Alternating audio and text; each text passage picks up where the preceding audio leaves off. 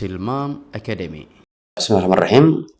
Kusoo dhawaada mar kale iyo kooraskeenii English vocabulary in use unit 8 ayaan rabnaa maanta inaan isla qaadano insha Allah. So unit 8 wuxuu noqon doonaa iyo unit 9 labadaba conversations ayaan lagu qaadan doonaa.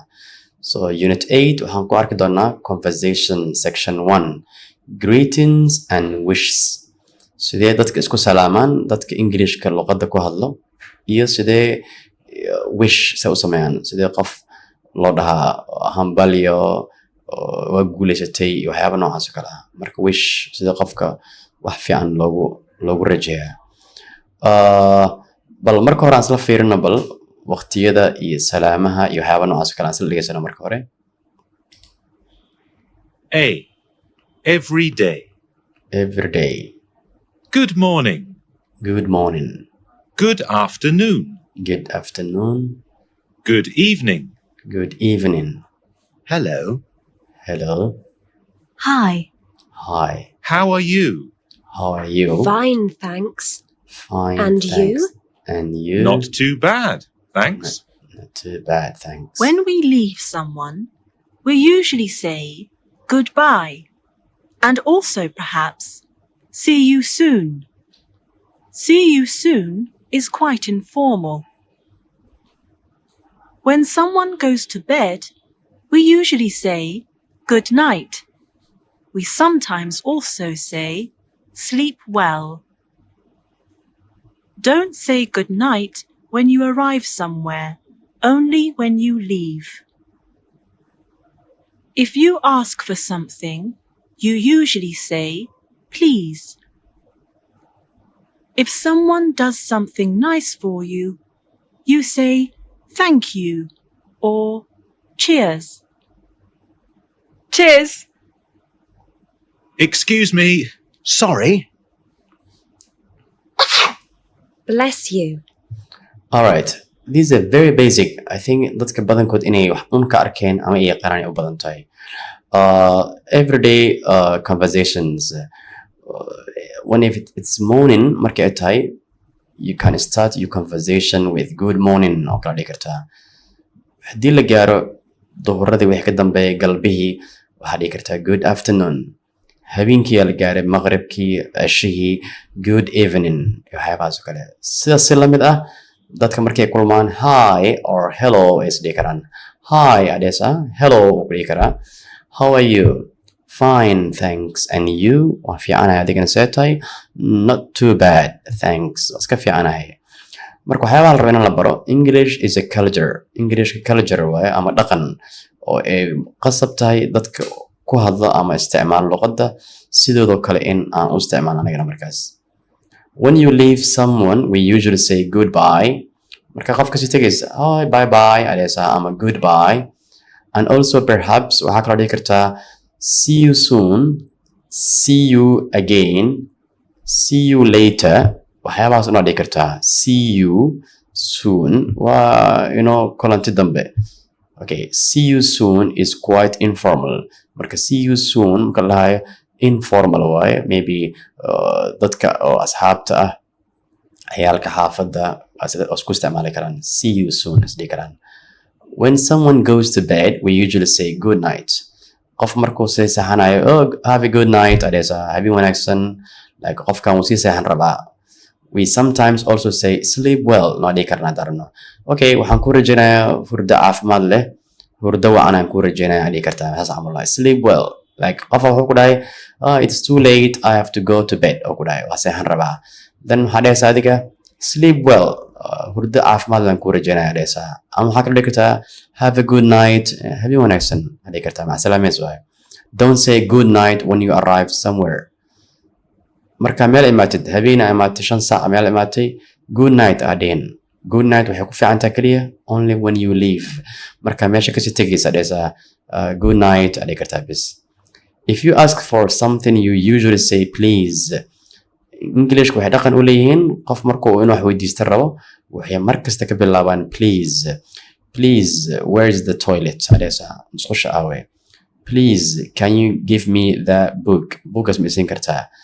Haddii Englishka please ka tagtid oo aad dhahdid kaliya please open the door qof haddaad dhahdid albaabka fur waxaa dhici karta inuusan furna laga yaabaa adigana u qaadatid in wax uusan fahmin laakiin wuu fahmay laakiin waxaa kaa dhiman ereyada polite-ka kaa dhiman so waxaa dhehaysaa marka wax kastaba please isku day inaad ku dartid please open the door please close the window daaqadan xir please give me the pen please wax kasta ku dar if someone does something nice for you say thank you qof hadduu wax wanaagsan ku sameeyo thank you dheh qofaa maanta wax ku siiye thank you dheh waa mahadsantahay dheh qofaa albaab kaa furay adigoo irida taagan thank you iska dheh in english cheers na waad dhihi kartaa darajad informal waayadana dadka waxaa iska isticmaali karo era suuqeed iska yaalka xaafadda waxaa iskale cheers aad dhihi kartaa haddaad fiiri meeshan maqaayadan fiiri sawirkan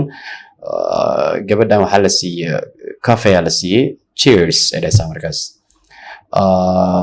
qof meeshaan ah waiterka laga yaaba inuu ay rabo excuse me inaad dhihi kartaa raba adiga oraale kaale hore maka dhigaysid haddii kale qofka ma kusoo jeesanayo kibir kaa muuqda ku dhahaya marka waa inaa excuse me to get the attention of the for someone qof markaa aragtina soo jeedis waxaa dhehaysaa excuse me aad dhehaysaa markuu ku imaado kadib ayaa wax weydiin kartaa markaas haddii lacalla wax ka halaabaan ama qof aad ku istaagtid ama qof aad kasoo daadid ama qof wax aad ka ridid waxaa leedahay sorry muhiim waa ereygaas bless you qofaa hindhisay alxamdulilah camal god bless you yarxamuka allah so bless you ereyadaas oo kale waa ereyada oo markasta ay isticmaalaan dadka english ku hadla special days maalmaha specialka sida maalmaha qofka qalin jabiyey maalmaha qofka dhalashadiisa ay tahay maalmaha qofka imtixaanka uu leeyahay iyo waxyaaba lamid oo kale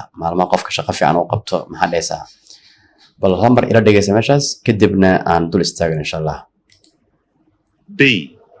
Special days. When it's someone's birthday, you say, Happy birthday. happy birthday When it's Christmas, you say, Happy or Merry Christmas. When it's New Year's Day, you say, Happy New Year. When someone is doing something difficult, for example, taking an exam or having an interview for a job, you say, Good luck. good luck When someone has done something special, for example, done well in an exam or had a baby, you say, Congratulations or Well done. well done alright bal aan fiirino markaan it's someone's birthday qof ayaa aragtay maanta dhalashadiisa ayay ku aadan tahay inkastoo annaga aanan aqooninba qofka dhalashadiisa maalinta ku aadan tahay let's say waa taqaana qofka dhalashadiisa maantay ku aadan tahay dhalashadiisa waa kulanteen markaasoo kala hadhaysaa happy birthday isagana automatically waa inuu ku dhaha thank you waa inuu ku dhaha markaas it's Christmas qolooyinka Christianity-ga aaminsan oo Christmas-ka 25 December oo kale way isku hambaliyaan sida annaga ciidaha oo kale aan isugu hambaliyano ayaga waxay isleeyihiin happy Christmas ama merry Christmas si lamid ah ciidul adha ayaa la joogaa maxaa dhahaysaa qofkan muslimka ah happy ciidul adha ciidul fidri ayaan joognaa maxaa dhahaysaa qofkan waa kulanteen happy ciidul fidri ayaa dhahaysaa saas si lamid ah qolo kasta ciidooda ayagana saas isku dhahaa markaas it's a New Year's Day waa New Year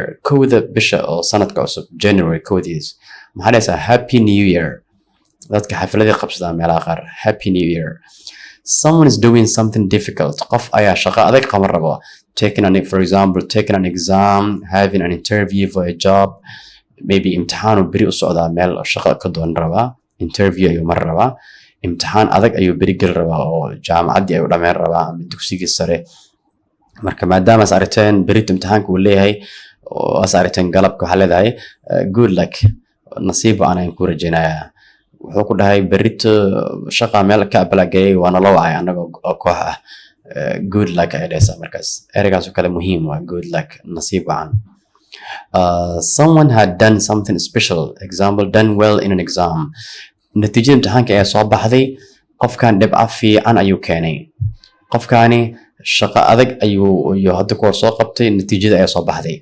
congratulations ay dhehaysaa dhibca fiican inaa keento ayaa maqlay well done waa dhihi kartaa darajad well done shaqo adag ayaa qabatay well done or congratulations so these are special phrase oo dadka badanaa isticmaalaan waaye qofka Englishkiisa inuu fiican yahay waxaa lagu dareemi doonaa isticmaalka erayadan iyo qaabka uu isticmaali doona markaas so xaalad kastoo la joogo fiiri qofkaan imtixaan berito leeyahay good luck iska dheh qofkaani wuxuu ku dhahay maanta imtixaankii ugu dambeeyaan soo dhameeyay jaacad waa soo dhameeyay ku dhahay congratulations ina dhihi kartaa la rabaa automatically okay common mistakes maxaa kamid ah qaladada ka badan ay galaan when it's someone's birthday we say happy birthday ayaan dhahnaa ma dhehaysid congratulations ma dhehaysid because congratulations qofka waxaa lahaa shaqo adag uu qabtay uu dadaalay ayaa waxaa lahaa congratulations laakiin dhalashadiisa waaye happy birthday ayaa dhehaysaa markaas I think unit 8